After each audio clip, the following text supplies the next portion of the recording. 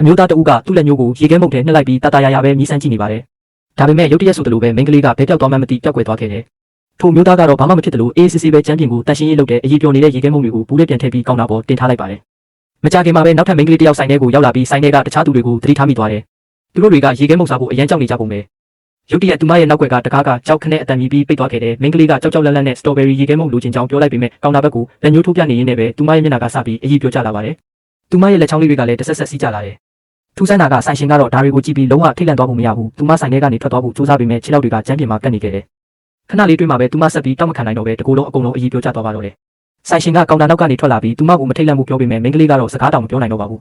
သူမရဲ့အရေးပြောသွားတဲ့အစိတ်ပိုင်းတွေကိုဆိုင်ရှင်ကမြည်စမ်းနေတာကိုအကူညီမဲ့စွာနဲ့ပဲကြည့်နေခဲ့ရတယ်နောက်ဆုံးမှာတော့သူမဟာလုံးဝဥတုံအရေးပြောသွားပြီးတွားညှိတဲ့ braid လေးတစ်ခုပဲကြံရစ်ခဲ့ပါတော့တယ်ဆိုင်ရှင်ကထိုးတွားညှိတန်လေးကိုကောက်ယူပြီးကျန်းပြင်ကိုဆက်တန့်ရှင်းရေးလုပ်တယ်ပြီးတော့အဲ့ဒီအထင်းလေးကိုရေခဲမုတ်ပေါ်မှာတင်လိုက်တယ်ဘာလို့လဲဆိုတော့ဒီဆိုင်မှာရေခဲမုတ်အရသာတိုင်းကိုဒီလိုပုံစံနဲ့ပဲတီခင်းအခန့်လို့ပါပဲ